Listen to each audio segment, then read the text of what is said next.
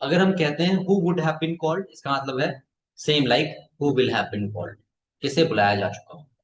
Would जो है modal verb है ना, और वुड जो होता है विल का पास्ट फॉर्म है ना। तो वो आपका उसी सेंस में अभी आपने आपने यूज किया, who would have been called, किसे बुलाया जा चुका होगा। ठीक है। वुड का हमने मॉडल में पढ़ा भी था कि चॉइस के लिए भी वुड का यूज करते हैं, would you like to have tea, है ना। अब ऐसे ही बताएंगे, जैसे आपने हु में बनाया, ऐसे ही होगा क्या खरीदा जा चुका होगा, बताएंगे।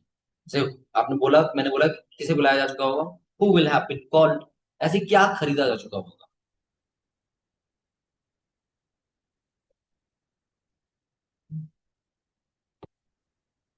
क्या खरीदा जा चुका हो, बताइए।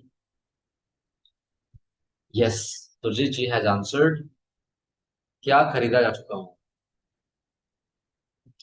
Rest of you please answer it. Let me see who is correctly answering it correctly. What will have been bought या what will have been purchased, दोनों ही आपके आंसर करेक्ट हैं जो भी आप बोल रहे हैं। क्या खरीदा जा चुका होगा, संगम जी, जा चुका होगा। तो व्हाट विल बी बॉट, तो इसका मतलब ये होगा कि क्या खरीदा जाएगा ना, चुका होगा बोला है। परफेक्ट। अभी आप बहुत देर से मुझे अभी दिखाई दी आप। Where were you when I was asking those questions, you were not answering, were you not present that time, right Sangam ji, where were you. I was not, I was on the way. तो इसलिए अब आधा अधूरा answer कर रहे हैं। हम perfect future perfect tense कर चुके हैं, जिसमें हम विल हैव बीन या shall have been passive voice में लगाते हैं। विल हैव और शैल हैव आपका एक्टिव वॉइस में आता है, तो उसका विल हैव बीन या shall have been passive voice में आता है। और हम जानते हैं कि जनरली मॉडर्न इंग्लिश में विल हैव का यूज होता है, तो passive voice will have been हो जाए। ठीक है। तो what will have been purchased या बॉट, ये आपका बन जाएगा। So this is the case, ये हमने हिंदी कर लिया। Now let me know if you are having any doubt related to this topic. Are you having any doubt, right, yes और no. Take your time, reflect and write. If you're having any doubt, let me know.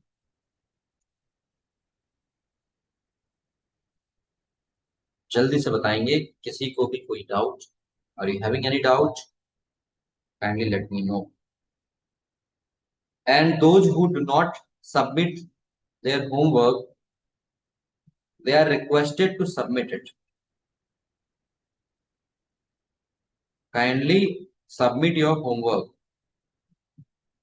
That's not good that you do not complete your homework. Okay? No, sir. 95% today, I understand. I think all clear. Everyone write it fast. Everyone, please do it fast.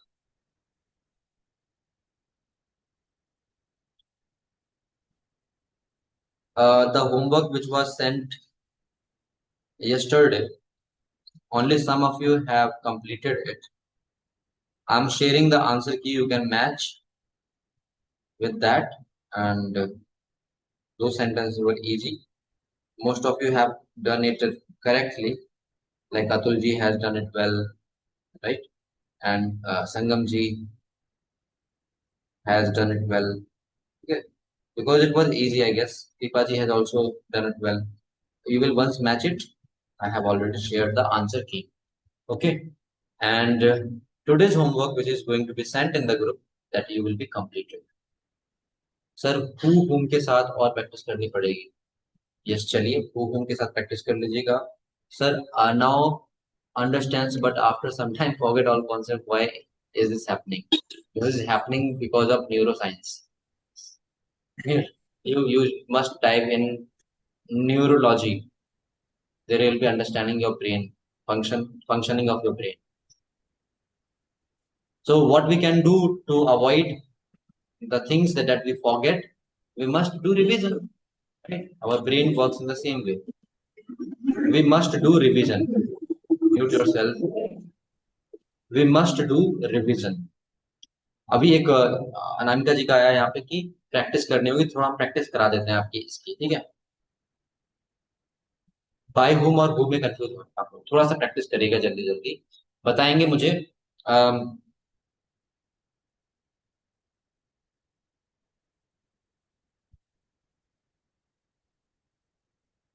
जितने भी आपके एक तरफ के जो question word है जिसके साथ बन सकता है, जैसे हु हो गया, व्हाट में बना दिए, ऐसे वाले प्रैक्टिस कर लेते हैं एक सीरीज में, ताकि आपको क्लियर हो जाए। तो मैं बोलूंगा, आप हिंदी बोलूंगा, आप उसका ट्रांसलेशन करेंगे। जैसे मैं बोलूंगा कि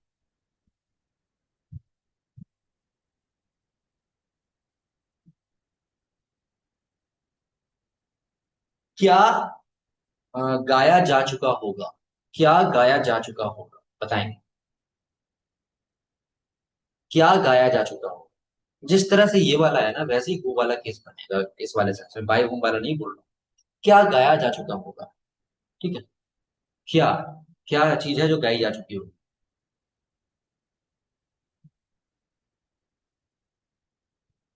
Atul ji will have been brother, Atul ji भाई हो चुके होंगे। What will have been sung. क्या गाया जा चुका होगा, what will have been sung. Correct. क्या गाया जा चुका होगा, what will have been sung. मेरी बात ध्यान से सुनेंगे अभी, अभी सुनेंगे ध्यान से। मैंने यहाँ पर क्या बोला, अब मैं बोलूं किसे गाया जा चुका होगा, तो आपको क्या लगता है यहाँ पर हु आ जाएगा या व्हाट आएगा, व्हाट डू यू थिंक। मैं चाहे क्या बोलूं, या मैं बोलूं किसे गाया जा चुका होगा, किस चीज को गाया जा चुका होगा, सेंस क्या बन रहा है यहाँ। व्हाट आएगा या फिर हु आएगा, किसे गाया जा चुका होगा। ऑफकोर्स व्हाट ही आएगा। आप एक चीज लिखेंगे अपने नोटबुक पर क्लियरली, व्हाट और हु में डिफरेंस क्या है समझेंगे इसको। व्हाट के आगे डैश लगा कर लिखेंगे, to know name of something. General चीज यही होती है, व्हाट का मतलब होता है, पहले बचपन में चला करता था कि दिस माने यह है तो व्हाट माने क्या। ठीक है। दिस माने यह है तो व्हाट माने क्या, तो हम आंसर दिया करते थे क्या। तो फिर उससे ऐसा लगता था कि मतलब बताओ ना क्या, ठीक व्हाट माने क्या, तो बोले क्या। तो फिर हमने एक बनाया था कि पूछने वाला गधा, बताऊं मैं क्या। तो दिस माने यह है तो व्हाट माने क्या, व्हाट माने होता है to know name of something, किसी भी चीज का नाम जानना। यहाँ चीज की बात कर रहे हैं, समथिंग की बात कर रहे हैं। ठीक है। अब हम बात करेंगे हु। ठीक है। हु के आगे डैश लगा के लिखेंगे, क्या डिफरेंस है हु और व्हाट। अभी आपको इस सेंटेंस से ही पता चला होगा, गाना की बात कर रहा हूं तो यहाँ पर वो समथिंग में आएगा या संबंध में आएगा, पहले मुझे बता दीजिए। Right in comment section that is something और सम। सॉन्ग जो है समथिंग है या समवन है, आपको ये बात पहले क्लियरली पता होनी चाहिए। सॉन्ग रेफर्स टू समथिंग और समवन। भाई समवन, सॉन्ग जो है समवन हो गया, सॉन्ग समवन कैसे हो गया सॉन्ग। नहीं, I am not understanding it, I want explanation. Surjeet ji, song someone कैसे हो गया, explain. And Anamika ji, yes Surjeet ji explain. Sorry. Something, something होगा सर, वो भूल से लिख दिया। ऐसे भूल क्यों कर रहे हैं आप। सॉन्ग आपका भाई सिंपल सी बात है, anything which is not a personality. How can we call that thing to be a someone? Song भाई एक चीज है, एब्स्ट्रैक्ट चीज भी होगी, उसको भी समथिंग में ही लेके आएंगे हम। यहाँ पर एक तरह से मोटा मोटा समझने की बात करेंगे, ठीक है। जैसे भावना है, हैप्पीनेस है, उसको हम समवन में रखें या समथिंग में रखें, हम कहेंगे समथिंग में रखेंगे उसे समझने के लिए यहाँ। ठीक है। ठीक है। जैसे मैं बोलूं कि क्या भावनाएं हैं आपकी, तो व्हाट आर योर फीलिंग्स। मैं व्हाट आर योर फीलिंग्स बोलूंगा, ऐसे तो ना बोलूंगा हु आर योर फीलिंग्स, ये तो बिल्कुल गलत हो जाएगा। ठीक है।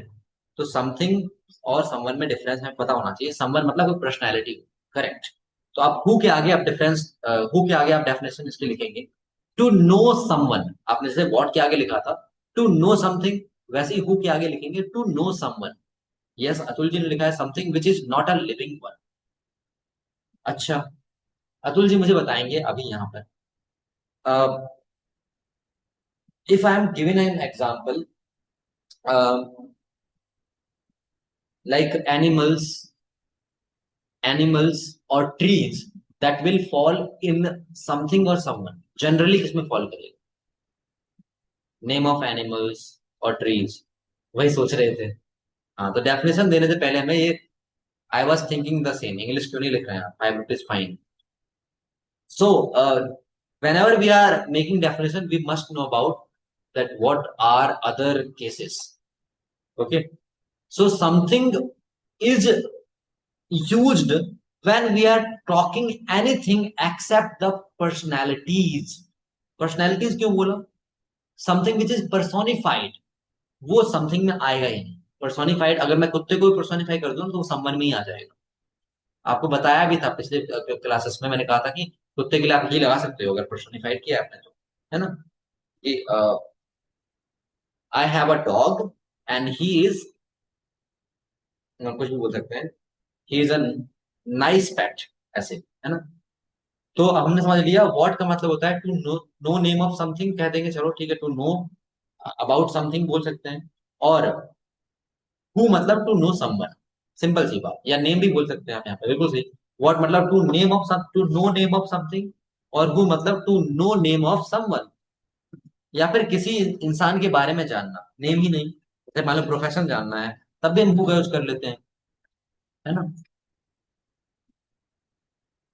हु इज राहुल, राहुल कौन है, उसके बारे में जानना है ना. तो to know name of someone भी बोल सकते हैं, लेकिन टू नो समवन सिंपली किसी के बारे में जानना, किसी पर्सनैलिटी के बारे में जानना. तो टू नो समवन हु हो गया. और किसी चीज के बारे में जानना, टू नो समथिंग व्हाट हो गया. ठीक है, I hope things are clear clear. तो आपने इस सेंटेंस को किया था कि क्या गाया जाएगा, what will have been sung, that's correct. ठीक है. अब बताइएगा किसे पढ़ाया जाएगा, यहाँ क्या आना चाहिए. किसे पढ़ाया जाएगा, किसे. चाहे मैं किसे बोलूं, चाहे मैं किसको बोलूं, किसे पढ़ाया जाएगा, किसको पढ़ाया जाएगा, इन सब की इंग्लिश एक ही आनी है. किसे के लिए आप यहाँ पे व्हाट नहीं लगा सकते. whom will he be taught, sorry whom will be taught. फिर से प्रायोरिटी के हिसाब से जाइएगा अतुल जी और सोचिएगा इसमें. ठीक है. ये चीज मैं अनामिका जी को ऑलरेडी उसमें बोल चुका था. किसे पढ़ाया जा चुका होगा. पढ़ाया जाना की इंग्लिश होती है टीच का टॉट हो जाएगा, स्टडी नहीं करेंगे अनामिका जी, बाकी तो सब सही है, पर आपने स्टडी कर दिया. जल्दी से सोचेंगे समझेंगे फिर बताएंगे. मैं रिपीट करता हूं, किसे पढ़ाया जा चुका होगा.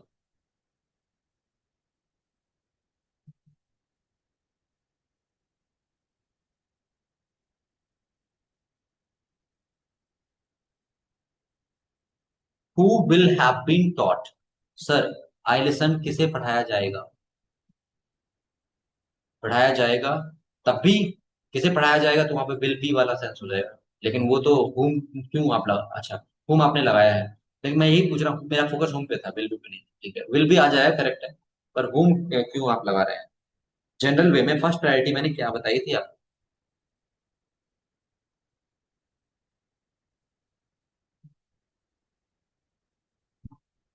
इसी चीज को समझना है आपको. ठीक है. whom will have been taught किया, तो अगर हम कर भी दें तो क्या वो सही हो जाएगा क्या. प्रायोरिटी के हिसाब से हम हु को चूज करेंगे, क्यों करेंगे. हम भाई यहाँ पे सिंपल सी बात कर रहे हैं, एक पर्सनैलिटी हम जानना चाहते हैं, इसलिए मैंने डेफिनेशन लिखवाई है. हमने क्या बोला आपको, टू नो अबाउट समथिंग या टू नो सम, सॉरी, एक टू नो समथिंग बोला था व्हाट, और टू नो समवन बोला था हमने, व्यक्ति. तो यहाँ पर हु आना चाहिए. ठीक है. नहीं विष्णु जी, इसी चीज को मैंने डिनाई करवाया था कि हु लिविंग बींग्स, बिल्कुल सही बात है, लेकिन लिविंग बींग में जानवर भी आते हैं. और जानवरों को हम बहुत बार क्या है, अधिकतर हम रखते नहीं है पर्सनैलिटीज में, इसलिए वहां पर संबंध में उनको नहीं लेते. ठीक है. जैसे मैं बोलूं किसे पढ़ाया जा चुका हो, यहाँ पे जानवर की बात होगी नहीं. ठीक है. तो वो इसलिए अधूरा डेफिनेशन है, पूरा डेफिनेशन नहीं है, पर्सनैलिटी कह सकते हैं हम उसको. ठीक? तो हम यहाँ पर आगे बढ़ेंगे. तो यहाँ पर आप हु लगाएंगे, पहले हु लगाएंगे. हुम का यूज, एक बात बताना चाहूंगा, मॉडर्न इंग्लिश में बहुत कम होता है, लेकिन मैंने उस टाइम बोला था, जो अनंगा जी ने आपको आंसर किया था, मैंने कहा था सेकंड प्रायोरिटी दे दूंगा मैं, बोल दूंगा सही है, ये किसको पढ़ाया जा चुका हो, लेकिन मैं उसको क्यों जबरदस्ती लूं, मैं क्यों कंफ्यूज हूँ. मॉडर्न इंग्लिश में पहले बात तो यूज नहीं होता है. मैं सिंपल सी बात बता रहा हूँ कि जब भी किसी व्यक्ति के बारे में बात करनी तो हु लगाएंगे. हाँ, मैंने एक केस बताया कि किसके द्वारा, जैसे मैं बोलूं, अभी तो मैंने बोला किसे पढ़ाया जा चुका होगा, अब मैं बोल रहा हूं किसके द्वारा पढ़ाया जा चुका होगा, अब बताएंगे आप। तो ये केस आपका अलग हो गया। मैं फिर से रिपीट करता हूं, किसके द्वारा पढ़ाया जा चुका होगा, जल्दी से बताएंगे। किसके द्वारा पढ़ाया जा चुका होगा। नहीं सुरजीत जी, आपने बाई को छोड़ दिया है, बस इतनी गलती की है। या तो बाई आप बाद में भी लगा सकते हैं, या तो स्टार्टिंग में बाई हूं मैंने बताया था। ठीक है। किसके द्वारा की इंग्लिश क्या होनी चाहिए, by whom, will have been taught by whom। नहीं, ऐसा नहीं कर सकते संगम जी। whom तो आगे लगाना पड़ेगा, बाय whom आगे लगाइए, या फिर whom कम से कम लगाएंगे। दो केसेस मैं बोल सकता हूँ, उस पर एग्री कर सकता हूँ। पहला तो मैं कहना चाहता हूँ बाय whom आगे लगाइए, फर्स्ट प्रायोरिटी इसको दीजिए। पर आप अगर ये कर रहे हैं whom will he have been taught by, तो मैं उसको भी सही कह सकता हूँ। ठीक है। बट आपने जो किया है will have been पहले लगा दिया, वो गलत है। ठीक है। तो बाय whom will किसके द्वारा पढ़ाया जा चुका होगा, बाय whom। अब एक चीज यहां पर देखेंगे आप, यहाँ पे एक चीज पा रहे हैं, bye whom will have been taught। ठीक है। तो ये आपका ठीक है, ये आपने हार्डकोर ट्रांसलेशन किया है, बिल्कुल करेक्ट आपका ये हो जाएगा। बट अगर मैं यहाँ पे कहना चाहूँ, तो कोई चीज तो होगी जिसको पढ़ाया जाएगा। अब यहाँ पे वो चीज नहीं दे रखी है, तो मैं क्या कर सकता हूँ, मैं यहाँ पर इट का यूज कर सकता हूँ, क्योंकि नॉन लिविंग चीजों के लिए क्या यूज करते हैं, इट का यूज करते हैं, ये बात आपको पता होगी। तो मैं कह सकता हूँ by whom will it have been taught, ये भी आपका सही है। ठीक है। आपने किया है by whom will have been taught. ठीक है।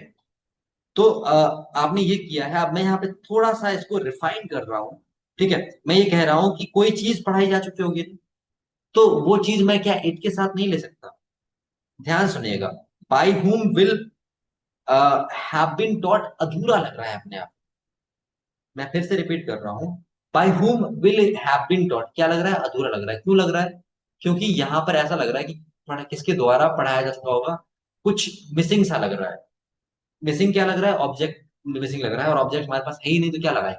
और जब कुछ होता नहीं है तो हम वहां पे या तो इट का यूज करते हैं या तो देर का यूज करते हैं। तो यहाँ देर का यूज इसलिए नहीं करेंगे क्योंकि एग्जिस्टेंस की बात नहीं कर रहे हैं, और नॉन लिविंग चीज के लिए हम सिंपली इट का यूज कर लेते हैं। तो by whom will it have been taught, ये 100% करेक्ट स्टेटमेंट हो जाएगा। ठीक है। या फिर सेंस में और लगाना है तो आप लेसन बोल सकते हो, कुछ भी बोल सकते हो। ठीक है। By whom will it, it तो लगाना ही लगाना है, by whom will it have been taught. I hope आप यहाँ पे समझ पाए हो कि इट हमने क्यों लिया, क्योंकि वाक्य अधूरा लग रहा था। ठीक है। वो वाला तो वाक्य पूरा है अपने आप में, किसे पढ़ाया जा चुका होगा, whom will have been taught, sorry, who will have been taught। मैंने भी अतुल जी वाला आंसर रिपीट कर दिया। फर्स्ट प्रायोरिटी देंगे who will have been taught। मैं ये नहीं कह रहा कि whom will have been taught wrong है, मैं ये कह रहा हूं कि पहले प्रायोरिटी who को दीजिए। ठीक है। मॉडर्न इंग्लिश में जनरली who का यूज करते हैं, whom को भी आप यूज कर सकते हैं, वो आपका सही होगा, लेकिन सेकंड प्रायोरिटी देंगे। ठीक है। अब बाई हुम वाले में, किसके द्वारा वाले में हमेशा बाई हुम आता है। यहाँ पर इट इसलिए आया क्योंकि वो ऑब्जेक्ट वहां पर मिसिंग हो रहा था, और बाई हुम वाले केस में ऑब्जेक्ट आता ही आता है। बाई हुम वाले केस में ऑब्जेक्ट आता ही आता है। ठीक है। और कर लेते हैं बाई हुम वाला, बताएंगे गाड़ी किसके द्वारा बेची जा चुकी हो, गाड़ी किसके द्वारा बेची जा चुकी हो। बाई होम वाले केस में ऑब्जेक्ट आता ही आता है, इसलिए हमने इस वाले में इट लगाया था। यहाँ पे गाड़ी दे रखा है, तो आप गाड़ी के लिए तो द कार लगा सकते हैं sir. But it is used for non living, mostly non living ही तो है। समथिंग, समथिंग के लिए भी इट यूज होता है। और नॉन लिविंग तो छोड़िए, आप एक भावना जो है, भावना को आप लिविंग नॉन लिविंग में क्या किस में डालेंगे। मतलब बहुत हमें मन कर रहा है कि हम लिविंग और नॉन लिविंग लगा दें। फिर मैं जानवर के लिए भी जैसे बोलूं, है ना, जैसे बहुत सारे सेंटेंस में आप लिखा होगा, the cat is moving its tail. भाई कैट तो लिविंग है, फिर वहां पर इट्स क्यों लगाया हूँ। पर्सोनिफाई करके हम हर लगाते हैं, लेकिन यहाँ पे इट्स मिल जाता है वहां जगह। तो यहाँ पर बात नॉन लिविंग और लिविंग की है ही नहीं अतुल जी। यहाँ पे बात क्या है, इट। हाँ, मैं इस बात से एग्री कर लूंगा कि नॉन लिविंग जहां पर होता है वहां पर इट आता है। पर मैं ये भी कहना चाहता हूं, इट वहां पर आता है जहां पर हमें लगता है कि चाहे नॉन लिविंग हो या फिर कोई एनिमल्स हो, या फिर कोई ऐसी चीज हो जो पर्सनैलिटी नहीं है, that is rather than a human. ठीक है, तो वहां पर हम इट का यूज करते हैं। कोई भावना भी हो सकती है, उसके लिए भी इट कर लेंगे। जानवर में भी कभी कभी इट का यूज हो जाता है। ठीक है, तो नॉन लिविंग ये पूरा, but the thought is use for human. Thought is use for human. नहीं जी, नहीं नहीं नहीं, सुनिए सुनिए, थोड़ी सी गलती कर रहे हैं। टॉट ह्यूमन के लिए है, तो पहला एग्जांपल था किसे पढ़ाया जा चुका होगा, who will have been taught. पर मैं बोल रहा हूँ किसके द्वारा पढ़ाया जा चुका होगा, यहाँ पे एक चीज मिसिंग है, लेसन। अब लेसन क्या है, वहां पर लेसन के सेंस में आया है it। किसके द्वारा क्या पढ़ाया जा चुका होगा, ये बात आ रही है, इसलिए इट लगा है। Now did you understand? O, ये ओ एक्सप्रेशन कह रहा है कि अब आपको आपकी बत्ती जली। यस। नेक्स्ट। तो यहां पर हम समझे, आपने किया कि कार किसके द्वारा बेचा जा चुका होगा, ये बोला था मैंने। तो by whom will the car आगे आएगा, कार बोला था मैंने। अब बाइक आपने यहाँ पे लगा दिया है, चलिए बाइक भी लगा रहे हैं तो विल के बाद लगेगा, याद रखिएगा ऑब्जेक्ट जो है वो विल के बाद आ जाएगा क्वेश्चन वर्ड वाले में, है ना। तो by whom will the car have been sold, that's correct. By whom will the car have been sold. ठीक है, और बताएंगे किसके द्वारा में, और कर लेते हैं किसके द्वारा वाले में, याद रखेंगे ऑब्जेक्ट दे रखा होगा। जनरली नहीं दे रखा होगा तो हम इट वगैरह से काम चला लेंगे, है ना। ओके, चलिए। आम, बताएंगे मुझे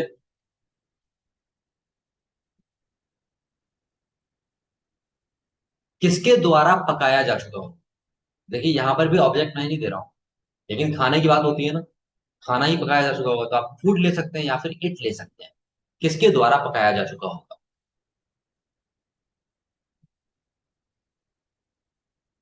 किसके द्वारा पकाया जा चुका होगा। ठीक है,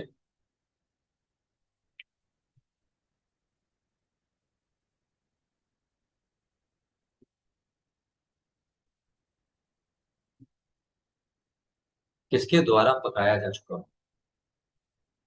by whom will food have been cooked, या फिर by whom will it have been cooked. बहुत सही, सेंस के आधार पे फूड आपने ले लिया।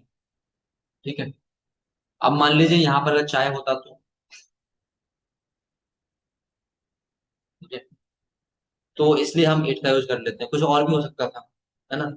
इसलिए हम अगर स्पेसिफाइड नहीं है तो इट के साथ जा सकते हैं। हाँ, सेंस में अगर आपको दिख रहा है कि खाना बन रहा है तो I hope the things are clear. कुछ थोड़ी बहुत चीजें क्लियर हुई होंगी। तो बाई हुम में ऑब्जेक्ट आता है, ये बात भी हमें क्लियर हुई, राइट। अब जी अतुल जी का, अब मुझे एक चीज, एक केस और याद आ गया। अतुल जी आप जो ये बोल रहे थे कि यहाँ पर टॉट है और वो ह्यूमन के लिए आएगा, मुझे एक एग्जांपल याद आ रहा है जिसमें ये हो सकता है, लेकिन यहाँ तो इट ही लगेगा। जैसे आपने बोला, मैंने बोला था कि किसके द्वारा पढ़ाया जा चुका होगा, तो वहां पर मैंने कुछ दिया ही नहीं है ऑब्जेक्ट, तो वहां इट लगा दिया। पर अगर मैं ऑब्जेक्ट देता कि उसे किसके द्वारा पढ़ाया जा चुका होगा, हाँ, तो वहां पर आप कह सकते थे कि उसे बोल दिया तो इंसान है, तो वहां तो ही आ गया। लेकिन कुछ नहीं दे रखा है तो जनरली हम कंसिडर क्या करेंगे, हम ही शी इट में से इट कंसिडर कर लेंगे। ये बात याद रखें। Yes, you were thinking the same. So ये चीज भी आप क्लियर कर लेंगे।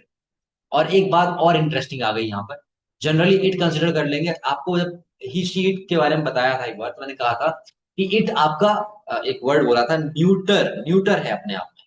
तो जब कुछ नहीं लग रहा है तो इट लगा देंगे, वो बात भी बताई थी ना। तो न्यूट्रल वे में अगर कोई बात कहनी है, समझ में नहीं आ रहा कि इस वे में भी कि मैं कह रहा हूँ कि लेसन की बात नहीं हो रही, किसी को पढ़ाने की बात हो रही है, तब भी इट लगाएंगे। क्यों? वहां पर न्यूट्रल वे में हमने उसको लगा दिया, न्यूट्रल बना करके इट लगा दिया, क्योंकि हमें कंफर्म ही नहीं है। जैसे जेंडर कंफर्म नहीं होता तो बताया था ना क्या करते हैं, वहां पर दे का आपने यूज किया था, आप याद कीजिए। मैंने बोला था सिंगुलर बनाना अगर होगा कहीं पर, पहले आप सिंगुलर तो बनाते नहीं उसको। ठीक है, बट ऐसा कोई केस है जैसे यहाँ पर हमें कंफर्म नहीं है कुछ कि पर्सनैलिटी है, लेसन है, तो हम वहां पर इट कर लेंगे, क्योंकि वो हो गया वहां पर एक न्यूट्रल चीज हो गई। न्यूट्रल मतलब क्या होता है, हमें पता नहीं है कि ना तो वो लिविंग में है ना नॉन लिविंग में है, ना वो पर्सनैलिटी है ना एनिमल है ना ऐसा कुछ है। तो जहां पर कुछ कंफर्म ना हो वहां पर इट के साथ हम पढ़ सकते हैं। जैसे प्लूरल में ही शी इट, तीनों का प्लूरल मैंने पढ़ाया था कि दे होता है, आपको अगर याद हो ये चीज, ये बहुत ही स्टार्टिंग की क्लासेस थी, है ना। तीनों का प्लूरल, ही शी इट का प्लूरल बताया था, दे होता है, उसमें मैंने ये स्टेटमेंट दिया था कि ही शी का तो प्लूरल होता ही है दे, लेकिन जब इट को हम पर्सोनिफाई करते हैं तो उसका प्लूरल भी दे हो जाता है। ये मेरे स्टेटमेंट थे कुछ ऐसे, है ना। तो ये चीज आप याद रखेंगे अतुल जी।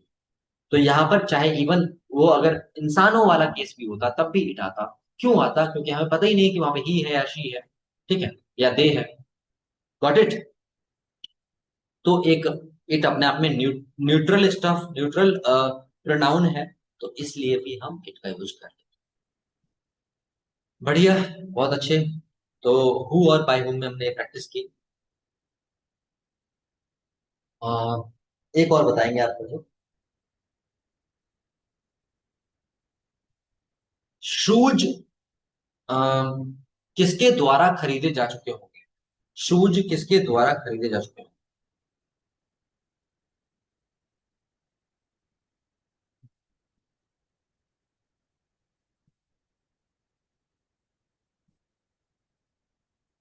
शूज किसके द्वारा खरीदे जा चुके होंगे? आप लोग कर रहे हैं बाय हुम। विल पहले आना चाहिए, आप नहीं लगा रहे हैं मैन जी। तो करेक्ट करेंगे, सभी लोग आंसर करेंगे। शूज किसके द्वारा खरीदे जा चुके होंगे?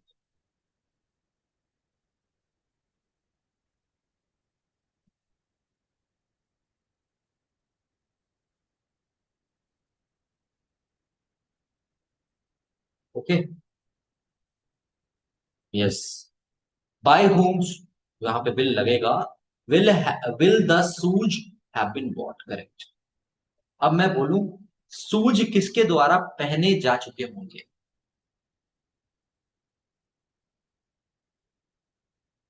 शूज किसके द्वारा पहने जा चुके होंगे?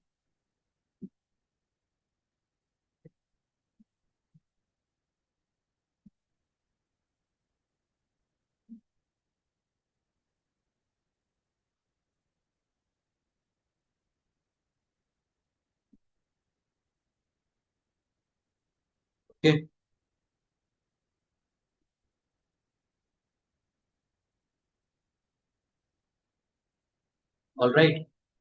चलिए, ये तो आपके सारे यहाँ पर हो गए। अब जैसे बाय होम ये सब में आप कंफ्यूज हो गए, ठीक है, और वो वाले में कंफ्यूज हो रहे हैं, तो अब मैं कुछ और एग्जांपल्स आपके साथ साझा करूंगा, ये टेंस से अलग है। जैसे मैं बोलता हूँ, फिल इन द ब्लैंक्स आप फिल कीजिएगा इसमें। जैसे मैं बोलता हूँ कि मान लीजिए blank will call you tomorrow, तो यहाँ क्या आएगा? हु आएगा, हुम आएगा, क्या आएगा? विल कॉल यू टुमारो से पहले क्या आएगा? हु, हुम, बाय हुम, फॉर हुम, क्या आ सकता है? कौन कॉल करेगा कल? हु आएगा, बिल्कुल सही बात। पर्सन की बात हो रही है तो आपने हु यहाँ पे बताया, बिल्कुल सही है। अब ऐसे मैं बोलूं बाई और डैश लगा हुआ है, will the letter have been written, यहाँ क्या आएगा? बताएंगे जल्दी से। हु आएगा, हुम आएगा, फॉर हुम आएगा, क्या आएगा? यहाँ पर हुम आएगा, बिल्कुल सही, बाई लगा हुआ तो हुम आ गया। अब ऐसे बोलेंगे, बताएंगे इसमें blank is knocking the door, यहाँ क्या आएगा? whom is knocking the door आएगा, who is knocking the door आएगा, for whom is knocking the door आएगा, या फिर विद whom, क्या आएगा? बिल्कुल सही, हु आएगा यहाँ। Who is knocking, knocking at the door, बिल्कुल सही। अब एक चीज और बताएंगे आप मुझे। विद वाला एग्जांपल मैंने आपसे एक दो दिन पहले कराया था, तो आप समझेंगे और बताएंगे। विद और dash, will you go to the party, इसका हिंदी बता देता हूँ, किसके साथ आप पार्टी चाहेंगे? अब क्या कर सकते हैं? विल, सॉरी, विद डैश यानी ब्लैंक, यहाँ पर हु लगाएंगे, हुम लगाएंगे, या कुछ और, हुज लगाएंगे, क्या लगाएंगे? हुम लगाएंगे। विद हु नहीं होता है, यहाँ पर किसके साथ वाला संदर्भ है। मैंने आपको एक चीज बताई थी ट्रिक की, किसे के अर्थ में और कौन के अर्थ में जनरली हु आता है, और किसके वाले अर्थ में हुम आता है जनरली, ये चीज याद रखनी है। तो विद हु, ठीक है, ये एक ट्रिक है, किसे और किसके वाला डिफरेंस। लेकिन वो ट्रिकी है, हर जगह नहीं काम आएगा, तो इस बात को भी याद रखेंगे। तो जनरली क्या होता है, हु कौन का अर्थ होगा, या तो कौन होगा उसका अर्थ, या तो किसे होगा उसका अर्थ, और हुम मतलब किसके उसका अर्थ होगा, है ना। किसका, किसकी, ऐसे किसके वाला अर्थ। तो विद हुम किसके साथ वह पार्टी में जा चुका होगा। आगे बताएंगे। Blank will teach the students, क्या आएगा? कौन बच्चों को पढ़ाएगा? विल टीच द स्टूडेंट, बताएंगे, जल्दी से बताएंगे। टीचर। हु, हु आएगा यहाँ पर, ठीक है। Who will teach the students. अब बताएंगे पार्सल किसको डिलीवर किया जाएगा। ध्यान से सुनेंगे, ध्यान से। मैंने बोला यहाँ पर टू और ब्लैंक छोड़ा, टू किया और उसके बाद ब्लैंक छोड़ा और बोला द पार्सल, क्या हो जाएगा इसमें, बनाएंगे इसको तो to blank will the parcel be delivered. बिल्कुल सही, आप लोग हुम आप यहाँ पे कर पा रहे हैं, क्यों कर पा रहे हैं? यहाँ पे सेंस बना किसको वाला। अगर किसे वाला बनता तो हम हु लगा देते, तो टू हु नहीं होगा, टू के बाद हुम आएगा। करेक्ट। ऐसे ही बताएंगे किसे इनवाइट किया जा चुका होगा मीटिंग में। यहाँ पे क्या आएगा, जैसे will have been invited to the meeting, बताएंगे हु या हु। बिल्कुल सही, आप हु लगा रहे हैं यहाँ पे, करेक्ट। आगे बताएंगे फॉर और ब्लैंक कर लिए, आर दीज फ्लावर्स, ये फ्लावर्स किसके लिए हैं? अब बताएंगे आप। तो आई होप अब आपको बहुत अच्छे से क्लियर हुआ होगा डिफरेंस हु और हुम में। एक ट्रिक बता दी मैंने, हु का अर्थ कौन के अर्थ में हो जाता है, किसी के अर्थ में हो जाता है, और हुम का अर्थ किसके के अर्थ में हो जाता है। ये हमने यहाँ पर आज के एग्जाम्पल से सीखा, बस ट्रिक के रूप में लेंगे, क्योंकि हिंदी से इंग्लिश में ट्रांसलेट करके लेते हैं तो बहुत ज्यादा कंफ्यूजन बाद में हो सकता है, ये ट्रिक के रूप में लेंगे, ठीक है। Got it. अभी बताएं कितने लोगों को चीजें पहले से ज्यादा बेटर वे में क्लियर हुई हैं। Is that more clear than the previous mindset you are owning?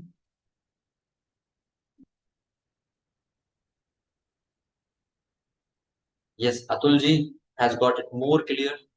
और किसी को, लोगों को, किसी को मोर क्लियर हुआ?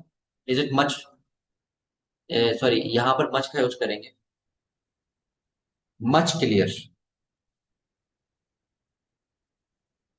Much clear versus more clear, एक क्वेश्चन आपसे पूछते हैं। चलिए एक बढ़िया यहाँ पे बनाया, much clear versus more clear, दोनों में क्या डिफरेंस होगा?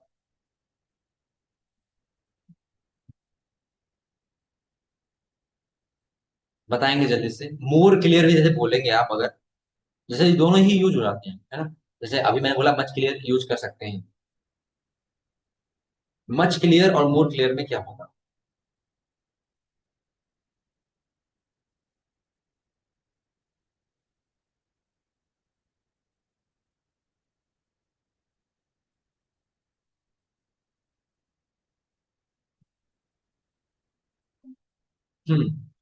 Much clear means better than that, more counting much पर क्वांटिटी, ये बात सही है, लेकिन आप क्लियर वाली बात है, तो क्लियर क्वांटिटी और काउंटिंग दोनों से हम उसको अलग रख रहे हैं।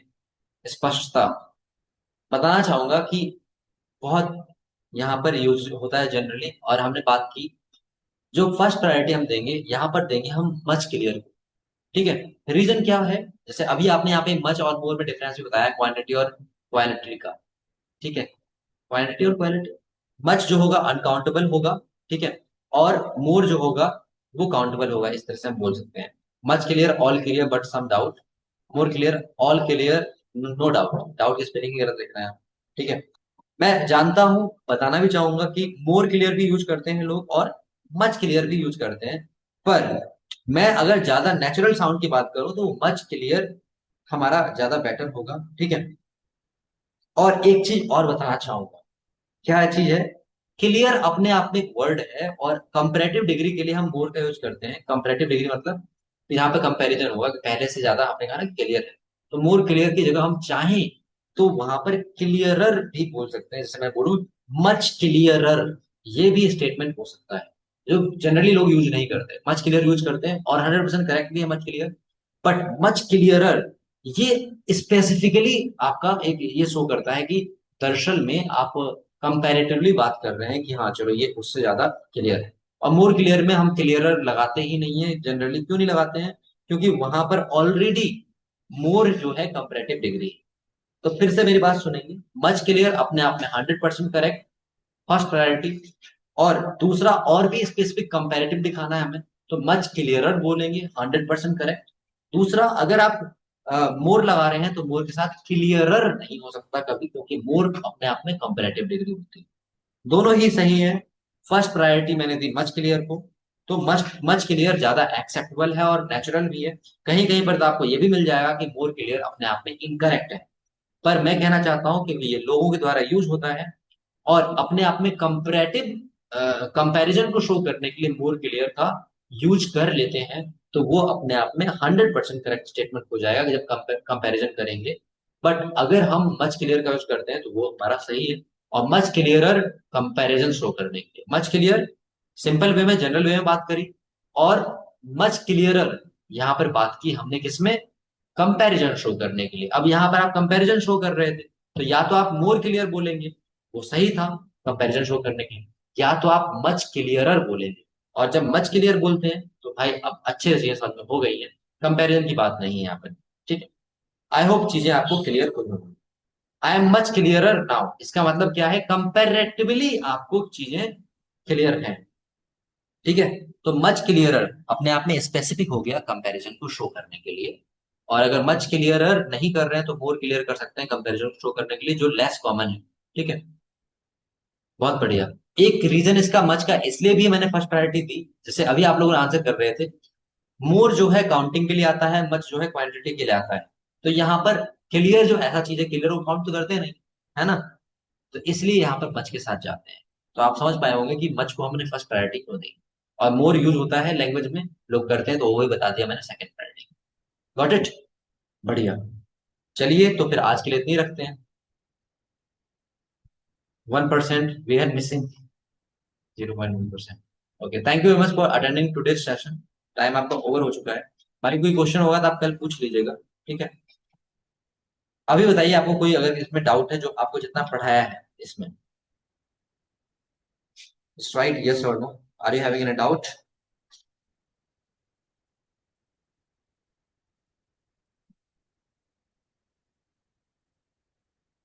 आई ऑल्सो डोंट नो। वो जो 0.1% है वो अपने आप को सेफ गार्ड करने के लिए होता है, कि कल को मैं अगर पूछूं इनसे क्वेश्चन और कोई क्वेश्चन ये बता ना पाए, तो बोलेंगे पहले, सर मैंने पहले ही बोला था, I already claimed that this is 99.9% clear. So 0.1% is for this question only. So this is basically for safeguarding yourself, so that you can refrain yourself in the case when you are unable to answer a question. So you are not taking full responsibility. अगर 100% बोलेंगे तो responsibility आ गई ना भाई, आप गलत हो नहीं सकते। All right. So thank you very much for attending today's session. I'll be sharing the exercise, the homework that you'll be completing and submitting in the group. Thank you, everyone. Adieu. Good night. Take care.